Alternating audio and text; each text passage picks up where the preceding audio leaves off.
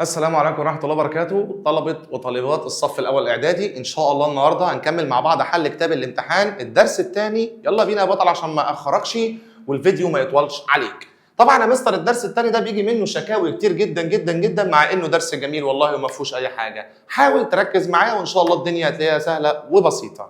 ركز حبيب قلبي الجميل معايا. يلا بنك أسئلة كتاب الامتحان أهو، أسئلة الجزء الأول على الصيغ الجزيئية للأحماض وأهميتها. ركز معايا. اكتب المصطلح العلمي او الاسم الدال على كل عباره من العبارات الاتيه. ايون يتكون من اكتر من ذره لاكتر من عنصر. اول يا حبيب قلبي ما تشوف ايون اكتر من ذره واكتر من عنصر يبقى دي يا مستر اسمها المجموعه الذريه. يبقى دي يا بابا اسمها المجموعه الذريه زي العسل. عالم اوضح ان القلويات مواد تذوب في الماء. مفيش غيره يا مستر، العالم اهو اسمه ارهينيوس. القلويات بتدوب بتدي ايونات الهيدروكسيد اسمه ارهينيوس. احماض بتنتج عند اتحاد الهيدروجين باحدى المجموعات الذريه السالبه. اي مجموعه ذريه سالبه ماشي، زي النترات زي الكبريتات، بس بيقول لك ما عدا الهيدروكسيد. طب يا عم نترات كبريتات اي حاجه فيها او يبقى دي اسمها احماض اكسجينيه. يبقى دي كده يا مستر اسمها الاحماض الاكسجينيه. تمام زي الفل. خش معايا اللي بعده. حمض تفرزه المعده وبيساعد في هضم الطعام. يا مستر انا عارف اللي هو اسمه حمض الهيدروكلوريك، بيساعد على هضم الطعام. صح الكلام؟ تمام. يا حبيب قلبي يلا اكتب معايا حمض الهيدروكلوريك. حمض يتراكم في عضلات الجسم عند نقص الاكسجين وبيسبب شد عضلي. شد عضلي يا مستر على طول، يبقى ده اسمه حمض اللاكتيك. حمض مين يا شباب؟ اللاكتيك. تراكمه بيسبب اجهاد في العضلات. كده نكون خلصنا. اكتب المصطلح. خش معايا السؤال بتاع اختار. كل الصيغ الجزيئيه للايونات الاتيه صحيحه. كل دول يا مستر صح؟ والله العظيم كل دول صح، بس في حاجه يا مستر مش صح. اللي هي ايه بقى سيادتك؟ يا ترى الكبريتات؟ لا دي يا مستر مكتوبه صح. فوسفات بي او 4 صح. هيدريت ايه يا عم؟ ده اسمه الهيدروكسيد يا مستر، ده انا حافظ يا مستر. نيتريت ان او 2 ممتاز. مين من دول بيعبر عن ايوني الكبريتيت؟ بص بقى ركز معايا. لما يقول لك كبريتيت اخرها بص يا بابا اخرها يه. كبريتيت دي يا مستر اسمها اس او 3 سالب 2. تمام؟ طب النترات؟ لا يا مستر دي ان او 3. طب انا حبيب قلبي الجميل بقى عايز اختار اجابه فيها كده اهو مفيش غيرها. دي يا مستر اسمها كبريتيت. تمام؟ لكن لما يقول لك كبريتيد دي اس بس. تمام. يتساوى عدد العناصر مع عدد الذرات في ايون. طب يلا يا عم نجرب، مع انها سهله والله ممكن تتحل يعني بمجرد النظر. طبعا انا هختار هيدروكسيد وهفهمك كل الاختيارات ما تخافش. الهيدروكسيد ده رمزه او اتش. كم عنصر؟ ادي واحد اسمه الهيدروجين ودي واحد اسمه الاكسجين، يعني عنصرين. كم ذره؟ برضه ذرتين، واحده وواحده. طب ليه دي ما تنفعش؟ الكربونات يا بابا سي او 3. ادي عنصر والتاني اسمه عنصر الكربون اسمه عنصر الاكسجين، يبقى عنصرين. بس يا مستر يا ترى كام ذره؟ 4 يا حبيب قلبي. يبقى كده الاجابه دي غلط. النترات رمزها ان او 3 زي ما انت شايف كده برضو عنصرين بس 4 ذرات، يبقى برضو غلط. البيكربونات اتش سي او 3 سالب، يبقى مستر ده عنصر الثاني الثالث بس للاسف 5 ذرات، واحده هيدروجين واحده كربون 3 اكسجين. غلط طبعا. يبقى كده يا مستر الهيدروكسيد. تتفق مجموعتي الكربونات والنترات في ايه؟ يا مستر الكربونات للمره المليون رمزها CO3 سالب 2. النترات NO3 سالب. يلا حبيب قلبي الجميل نشوف نوع الشحنه وعدد العناصر. طب ثواني بس كده. نوع الشحنه دي سالبه ودي سالبه على راسي من فوق. عدد العناصر دي ادي 1 2 ودي 1 2. طب والله تنفع، بس ثواني نقرا الاختيارات عشان ممكن يبقى في اختيار زياده. نوع الشحنه وعدد لا. عدد العناصر وعدد الذرات فقط لا. نوع الشحنه تمام. عدد العناصر تمام. هنا 2 عنصرين وهنا عنصرين. عدد الذرات ايوه يا مستر 4 و4. عشان كده حبيب قلبي الجميل قلت لك ما تتسرعش. يبقى كده الاجابه رقم د. كل مما ياتي احماض تحتوي على اكسجين ما عدا. طب تعالى كده نشوفهم. الكبريتيك H2SO4 ده فيه يا مستر اكسجين، بس انا عايز اختار حاجه غلط. النيتريك يا مستر NO3 ده يا مستر برضه فيه اكسجين مش هينفع اختاره. الهيدروبروميك HBr يا مستر ما فيش اكسجين يا مستر فانا كده هختاره. فوسفوريك H3PO4 ده صح، يبقى انا يا مستر اختار الهيدروبروميك. الصيغه الجزيئيه لحمض الهيدروكلوريك يا مستر هيدرو يعني اتش ماشي، حمض يعني اتش، هيدرو عشان هو غير اكسجيني او لا اكسجيني، كلوريك يعني Cl. خلاص بقى يا عم اختار زي العسل. التسميه الصحيحه لحمض H2SO3. تعالى لي SO3 دي انا قلت لك لسه قايل لك كبريتيت. طيب ايه بقى يا مستر التسميه بقى الصحيحه بتاعتها؟ طب ما يا بابا اللي اخره يه ت بحوله بيبقى واو زين. يبقى تاني اخره يه ت اشيلها واحط واو زين. طب بدل ما اقول حمض كبريتيت لا هقول حمض كبريتوز اهو. الاجابه رقم ج. ويلا بينا على السؤال اللي بعده. أي مما يلي يعبر عن الصيغة الصحيحة الحمض أكسجيني. حمض يبقى فيه أكسجين، طبعا ده مفهوش بمجرد النظر. طب ده فيه. طب بس أنت نسيت حاجة. أي حمض خلقه ربنا يا جماعة بيبتدي باتش معانا طبعا المية. المية مش حمض، اسمها H2O بس هي مش حمض. طب ما ده حمض وده حمض وده كمان يا مستر حمض أكسجيني. بس الوحيد اللي بما يرضي الله مكتوب صح اللي احنا النهارده زهقنا منه ده. ما ينفعش طبعا يا جماعه هنا يكتب الاتش بعديها، ما ينفعش هنا برضه يا باشا الاو يكتبها بعد كده الاس. ايه العبط ده؟ هو اسمه H2SO3 ماشي. حمض الكبريتوز هيتكرر 3000 مره ده. تحتوي الاحماض على المجموعات الذريه الاتيه ما عدا مجموعه بس كل دول يا مستر ممكن يكونوا حمض، بس دي معلومه مذكوره في الكتاب اسمها الهيدروكسيد. ليه؟ يا بابا هو اسمه حمض يعني اتش، هو لو في هيدروكسيد يبقى او اتش اهو. اتش مع او اتش دي اصلا الميه، هل الميه حمض؟ غلط. يبقى ده كده يا مستر اختار الهيدروكسيد. 10. كل مما ياتي يعبر عن المركب H2S ما عدا ايه؟ طب بالراحه بس كده H2S. طب يا مستر انا اصلا عارف ان الاتش لوحدها بموجب والاس يا مستر بسالب 2 زي العسل. يعرف باسم كبريتيد الهيدروجين وهو في الحاله الغازيه حصل كبريتيد الهيدروجين. ده تمام مش هينفع اختارها. يعرف باسم حمض الهيدروكبريتيك وهو في صوره محلول. والله العظيم الراجل ده محترم.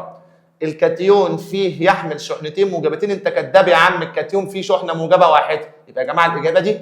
الانيون يحمل شحنتين سالبتين. الانيون اهو. واوعى تنسى اللي انا قبل كده قلت لك يا بابا ان الكاتيون ده اللي جاي من الفلز والانيون اللي جاي من اللا فلز. عسل.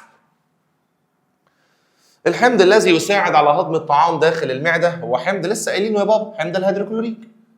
الصيغه الكيميائيه الهيدروكسيد الليثيوم. بالراحه الليثيوم لوحده ال اي والهيدروكسيد او اتش. ده احادي وده احادي يبقى مفيش غير ده ال اي او اتش. يلا بينا نخش يا اولاد على السؤال الثالث. اكمل. مجموعه نقط الذريه موجبه الشحنه ورب الكعب ما فيها الا واحده بس هي اللي موجبه. مجموعه الامونيوم اللي هي يا اولاد رمزها NH4. يبقى دي اسمها مجموعه ايه؟ الامونيوم. اسمها مجموعه ايه؟ الامونيوم NH4 موجب. الامونيوم NH4 موجب. بينما مجموعه مين شحنتها سالب 3 يا مستر؟ دي اسمها مجموعه الفوسفات اهي BO4 وفوق هنا يا بابا في سالب 3. الدرس يا بابا عايز منك مجهود شويه في حفظ بس الرموز والتكافؤات بعد اذن سيادتك. يتحد كاتيون الهيدروجين مع انيون الكبريتيت. طب بالراحه بس كده. هيدروجين مع كبريتيت ادي اتش. الكبريتيت لسه قايل لك رمزها SO3 بس ثواني. ده SO3 يا مستر تكافؤها 2 يعني تدي اللي جنبها 2 اهي. بقى اسمه H2SO3. طب جميل جدا. يبقى مكون الحمض يعرف تاني. طب يا عم يبقى هنا يا مستر الصيغه اهي وبيقول لك الحمض اسمه ايه؟ اسمه حمض الكبريتوز. اسمه ايه يا شباب؟ حمض كبريتوز. يعرف مركب HBr وهو في الحاله الغازيه باسم ايه؟ طب يا مستر ما هو HBr دي بص هقول ايه؟ بروميد محفوظه في الدرس. الهيدروجين يبقى ده في الحاله الغازيه اسمه بروميد الهيدروجين. طيب مستر وهو بقى مستر في صوره محلول. لا وهو بقى مستر في صوره محلول. اشوف الاول تسميه الاحماض اللا اكسجينيه. حمض يبقى لازم اكتب كلمه حمض. لا اكسجيني يبقى هتبعها بكلمه هيدرو. حمض هيدرو. بص بقى ركز معايا. هو ده اسمه البروميد. قال لك اشيل اليه دال واحط يه كاف. يبقى تاني اي حمض فيه اكسجين ده اسمه بروميد اخره يه دال. شيل اليه دال وحط يه كاف. جدع. حمض هيدرو بروميك. يتكون حمض الهيدرويوديك من كاتيون A وكاتيون وانيون A. طب يا بابا ما هو حمض هيدرويوديك يعني رمزه HI يود مع هيدروجين. يبقى الكاتيون ده الموجب يبقى كاتيون الهيدروجين الموجب وانيون اليود السالب. طبعا يا بابا ده اسمه اليوديد. صح الكلام. تبدا الصيغه الجزيئيه للاحماض برمز كاتيون يا عم الحاج بقى كاتيون الهيدروجين الموجب. بينما تنتهي الصيغه الجزيئيه للقلويات بصيغه انيون الهيدروكسيد السالب. الصيغه الجزيئيه لمركب هيدروكسيد الكالسيوم. طب بالراحه بالراحه بالراحه. الكالسيوم رمزه Ca، الهيدروكسيد OH. حبيب قلبي الجميل اللي حفظ التكافؤات، الكالسيوم تكافؤه ثنائي يعني يدي اللي جنبه 2، بس لازم احطها في قوس يا مستر عشان تبقى متوزعه عليهم هما الاثنين، عشان يا مستر دي مجموعه ذريه. والهيدروكسيد تكافؤه 1 يدي اللي جنبه 1، والواحد يا مستر ما بيتكتبش، يبقى دي بابا الصيغه بتاعته. بينما H2CO3 هي صيغه مين يا مستر؟ اوله اتش يبقى حمض. اشوف بس اكسجيني ولا لا، عشان هو لو لا اكسجيني هقول هيدرو، بس يا مستر لقيت فيه اكسجين مش هقول هيدرو بقى، مش هقول هيدرو بقى. ده CO3 دي مجموعه اسمها كربونات. كربونات اشيل الالف ت واحط ي كاف، يبقى حمض الكربونيك. حمض الكربونيك. تمام. يعتبر NaOH من امثله مين؟ بينما مركب HClO2 من امثله مين؟ يا عم بالراحه بقى. NaOH دي من امثله القلويات، اخره OH يبقى قلويات. طب ده اوله H يبقى من امثله الاحماض. السؤال اللي بعده حبايب قلب الشاطرين، ضع علامه صح او علامه غلط. عدد ذرات الاكسجين في مجموعه الكبريتات اهي. نكتب بس الاول مجموعه الكبريتات اللي هي مستر رمزها SO4. عدد ذرات الاكسجين فيها اللي هم 4 يساوي عددها في مجموعه الكربونات. الراجل ده كداب بقى معلش. كربونات يا مستر فيها 3 اكسجين، يبقى دي 4 وده 3، يبقى غلط. يبقى هنا الاجابه لا يساوي، عشان يا ولاد هو بيقول لي مع التصويب. يرمز لكاتيون الالومنيوم بالرمز Al موجب 3. تمام اشتريت زي العسل. بينما يرمز لمجموعه الامونيوم بالصيغه NH4 سالب 3. الراجل ده كذاب. قلت لك حبيب قلبي الجميل، امونيوم يعني الوحيده اللي موجبه، وكمان احادي مش ثلاثي زي ما هو عاملها كده، يبقى NH4 موجب، يبقى غلط. السؤال اللي بعده حبايب قلبي صح وغلط. بيقول لك الحمض اللي بيحتوي على انيون الكلورايد. الحمض اللي بيحتوي على انيون الكلورايد اسمه ClO2. يعرف باسم حمض الكلوريك. يا عم الحاج بقى قلت لك لا طبعا اسمه يا بص اسمه كلورايد. شيل اليه ت واحط واو زين. كلورايد بدل ما هو كلورايد هيبقى ايه؟ كلوروز، يبقى غلط. ايه الحاجات اللي كلها غلط دي؟ هو كتاب الامتحان بيجيب كل حاجه غلط ولا ايه؟ الكلوروز. الصيغه الجزيئيه لحمض النيتريك HNO3 زي العسل. ماشي اشتريت. بينما الصيغه الجزيئيه لحمض الكبريتيك لازم طبعا يجيبها غلط. يا ابني الكبريتيك H2SO4 يبقى غلط. يا رب بقى الاخيره تبقى صح.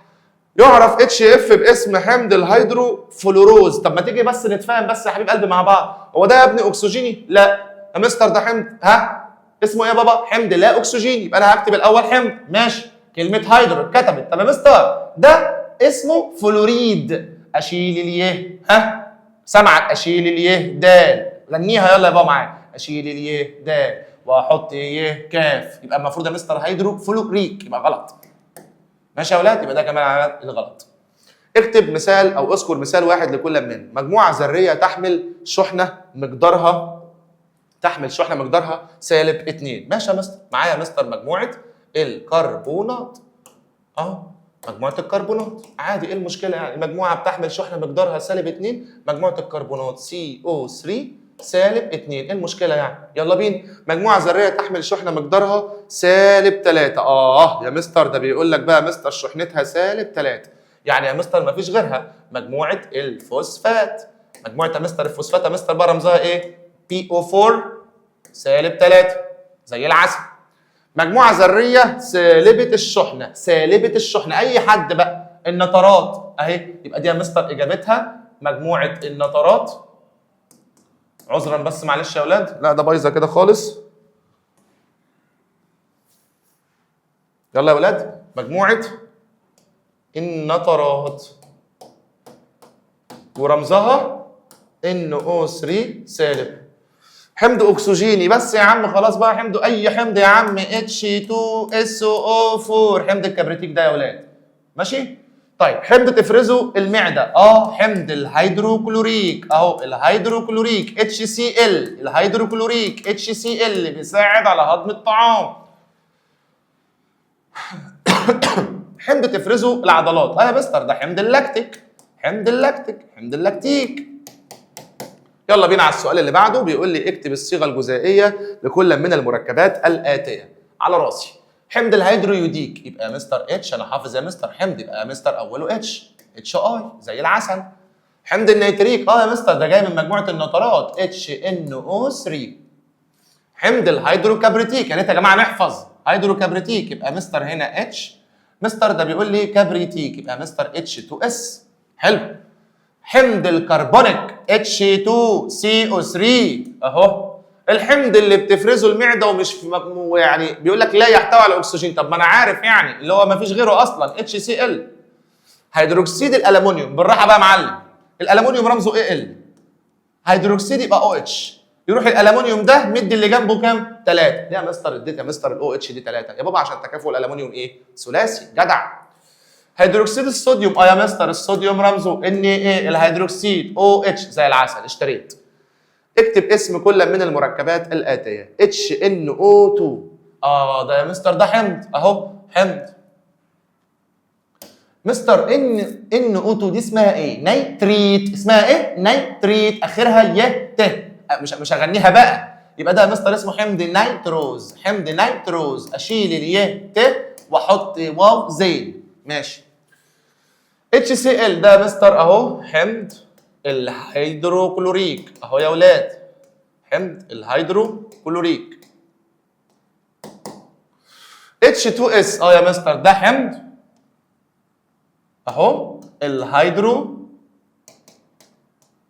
اهو، حمض الهيدرو عشان يا مستر ما فيهوش اكسجين، كبريتيك. H3PO4 حمض جاي يا مستر فوسفات، يبقى حمض الفوسفوريك، حمض فوسفوريك. H2SO3 يعني خلاص بص طهقنا منه، حمض الكبريتوز.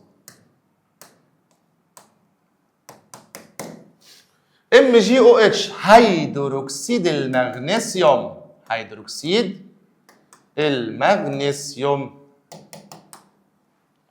NH4OH اخره برضو OH يبقى لازم اقول هيدروكسيد امونيوم.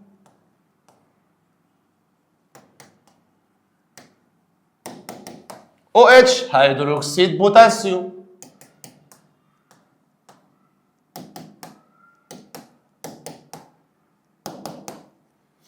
خش يا ولاد معايا السؤال اللي بعده، استخرج الكلمه او الصيغه الغير مناسبه ثم اكتب ما يربط ما بين باقي الكلمات.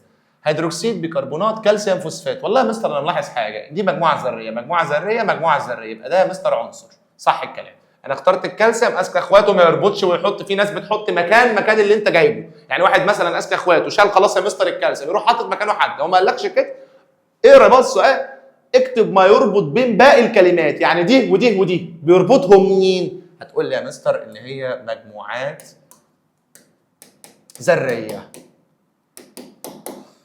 الامونيوم، الكبريتات، النترات، الفوسفات. يا مستر ده كلهم سالب ما عدا الامونيوم، يبقى هقول له دي برضو مجموعات ذريه بس كلها ايه؟ سالبه، وانا يا مستر طلعت الموجب. HBr H2O H2CO3 HNO3 ادي حمض ادي حمض ادي حمض. دي يا مستر مش حمض، انا لسه قايل لك ما عدا الميه، يبقى انا يا مستر هقول الصيغه العامه للاحماض. او مثلا يا عم اكتب مثلا كلها احماض بس وريح دماغك، بلا صيغه بلا بتاع. حمض حمض حمض حمض، ما استفدتش حاجه. اكسجين اكسجين اكسجين، ده ما فيهوش، يبقى دي اسمها احماض اكسجينيه. اسمها ايه يا شباب؟ احماض اكسجينيه. حمض الهيدروكبريتيك H2S، حمض الهيدرويوديك HI، حمض الكربونيك H2CO3، حمض الهيدروكلوريك HCl. طب يا مستر بالبلدي كده ما فيهوش اكسجين عشان ده اسمه H2S، اكتب معايا. ده برضه يا مستر ما فيهوش اكسجين عشان اسمه HI، ده برضه يا مستر ما فيهوش اكسجين عشان اسمه HCl، ده الوحيد اللي فيه اكسجين اسمه حمض الكربونيك اسمه H2CO3. يبقى دي كلها احماض لا أكسجينية. ليمون، معجون سنان، كاتشب، عنب. أهم على طول معجون السنان، دي كلها مستر أحماض. معجون السنان يا مستر قلوي.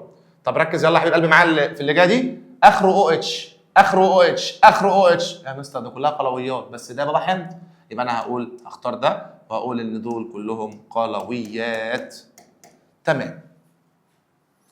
السؤال اللي بعده بيقول علل لما ياتي. الشحنه الكليه لجزيء اي مركب صفر. انت مثلا لما تمسك مثلا ده، ركز معايا، HNO3، طبعا يا بابا ده اتش موجب، انت حافظ المفروض التكافؤ. طب NO3 كلها على بعضها سالب، طب ما ده سالب وده موجب، يبقى الاثنين ده هيطير ده، يبقى مستر صفر. هقول له ايه يعني يا مستر بالبلدي كده؟ هتقول لي يا حبيب قلبي الجميل اهو في رقم واحد، اهو رقم واحد هتقول لي لتساوي عدد الشحنات الموجبة مع الشحنات السالبة. السؤال رقم 2 بيقول الشحنة الكلية، أنا آسف ده كده تمام خلاص. الشحنة أو ترتبط مجموعات الفوسفات بثلاث ذرات هيدروجين في حمض الفوسفوريك. بص يا بابا كده، حمض الفوسفوريك رمزه إيه؟ H3PO4. هو بقى بيقول لك إيه؟ ليه بترتبط مجموعة الفوسفات دي بثلاث ذرات من ده؟ هتقول لي لأن تكافؤ مجموعة الفوسفات إيه؟ سمعك جدع ثلاثي، فلازم تدي اللي جنبها ثلاثة، فغصب عني لازم أجيب ثلاثة هيدروجين. هتقول لي في السؤال يا بابا رقم 2 أهو، لأن تكافؤ مجموعة الفوسفات ثلاثي. حلو الكلام، يبقى لأن تكافؤ مجموعة الفوسفات ثلاثي فيكون معها 3 هيدروجين. السؤال الثالث اهو، يلا بينا يا اولاد. اختلاف اسم مركب HCl حسب حالته الفيزيائيه. عشان يا مستر هو في الحاله الفيزيائيه لما بيكون غاز بقى اسمه كلوريد الهيدروجين. طب يا مستر فهو عادي في الصيغه مثلا بتاعه الحمض، او مثلا يا مستر اللي هو السائل، او مثلا الاكوس المحلول، لا يا مستر اسمه حمض الهيدروكلوريك. يبقى انا هقول له اجابه السؤال الثالث، نكتب بقى باللون الاحمر شويه، نادي الاهلي يلا 3. اختلاف اسم مركب HCl ماشي يلا بينا. لأنه الغاز منه أهو يسمى كلوريد الهيدروجين، بينما في الحالة السائلة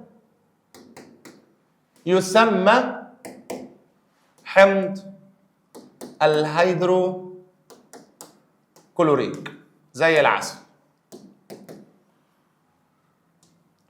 تلعب الأحماض دور هام في جسم الإنسان، صح يا مستر؟ لأن حمض ال HCl اللي هو حمض الإيه؟ الهيدروكلوريك يعمل على، ها يا حبيب قلبي الجميل، يعمل على هضم الطعام. يبقى أقول له يا مستر لأن ال HCl يعمل على هضم الطعام في المعدة. طبعا يا جماعه بلس طبعا حمض مين؟ اللاكتيك اللي بيوصل طبعا يا اولاد الاكسجين تمام للعضلات. تفرز المعده حمض الهيدروكلوريك عند تناول الطعام لانه يعمل على هضم الطعام في المعده. خلاص خلصنا. تتضمن الصيغه الجزيئيه لهيدروكسيد المغنيسيوم مجموعتين هيدروكسيد. طب بالراحه بس، ده اسمه هيدروكسيد مغنيسيوم، المغنيسيوم Mg والهيدروكسيد OH، اعمل قوس واكتب هنا 2. ليه؟ عشان حبيب قلبي الجميل اللي حفظ عارف ان المغنيسيوم تكافؤه 2 يدي اللي جنبه 2. يبقى هتقول لي بمنتهى البساطه لان تكافؤ المغنيسيوم ثنائي، لان تكافؤ المغنيسيوم ثنائي. جدع. اكتبها لك بس ما جاتش عليها، لان تكافؤ المغنيسيوم ثنائي. تمام. اذكر اهميه حمض الهيدروكلوريك. خلاص بقى والله ما هكتبها. حمض الهيدروكلوريك يساعد على هضم الطعام في المعده. حمض اللاكتيك يا مستر بيقول لك اهميه اهو، بيوصل الاكسجين لمين؟ للعضلات، بس خلي بالك عشان تراكمه بيعمل اجهاد عضلي. لبن المغنيسيا يا مستر، لبن المغنيسيا ده اهو بيساعد على ايه؟ علاج اهو، علاج حموضه المعده. السؤال اللي بعده ماذا يحدث؟ حبيب قلبي الجميل بيقول لك ارتباط انيون كبريتيت، يا دي الكبريتيت اللي مضايق كتاب الامتحان، مع كاتيون هيدروجين يعني يا مستر اتش. طب يا مستر اهو هتقول لي يتكون حمض الكبريتوز، يتكون حمض الكبريتوز رمزه ايه؟ H2SO3، ودي يا بابا يدي اللي جنبيها كام؟ 2. اتحاد كاتيون الهيدروجين الموجب مع انيون لا فلز سالب او مجموعه ذريه سالبه. بس يا عم خلاص، هيدروجين مع مجموعه ذريه سالبه او حتى انيون لا فلز سالب يا مستر يتكون حمض، واسكت على كده. ما المقصود بالمجموعه الذريه؟ طبعا لسه حللها يا اولاد. ايون يتكون من اكتر من ذره واكتر من عنصر. اهو ايون يتكون من اكثر من ذره واكثر من عنصر زي العسل. اذكر فرق واحد بين مجموعة النترات ومجموعة الكبريتات. والله يا مستر مجموعة النترات دي رمزها NO3 سالب، مجموعة الكبريتات يا مستر رمزها SO4 سالب 2. طب مستر أنا ممكن أقول 3000 فرق. أول فرق مثلا إن ده شحنتها سالبة ودي سالبة ودي سالبة، ماشي، بس دي سالب 1 ودي سالب كام؟ 2. يبقى أنا ممكن أقول إن دي تكافؤها أحادي ودي يا مستر أقول اللي هي تكافؤها ثنائي. ممكن مثلا اقول ان المجموعه دي بتتكون من 4 ذرات، اقول مثلا المجموعه دي بتتكون من 5 ذرات، براحتك بقى انت. يلا السؤال اللي بعده. قارن بين مجموعه الكربونات ومجموعه البيكربونات من حيث الصيغه الجزيئيه. طب عايزك تكتب دي يا عم. الكربونات CO3 سالب 2، البيكربونات HCO3 بس سالب بس يا حبيب قلبي، ابوس ايدك. عدد ونوع الشحنات اللي بيحملها. دي بتحمل شحنتين اهي، الكربونات تحمل شحنتين سالبتين، لكن دي بتحمل شحنه سالبه واحده. يبقى دي يا مستر بتحمل شحنه سالبه واحده، لكن دي يا مستر شحنتين سالبتين. وبكده نكون خلصنا اسئله الجزء الاول حبايب قلب الشاطرين. ان شاء الله اشوفكم في فيديو تاني هينزل على طول بعديه في اسئله الجزء الثاني. اشوف وشكم على خير، والسلام عليكم ورحمه الله وبركاته.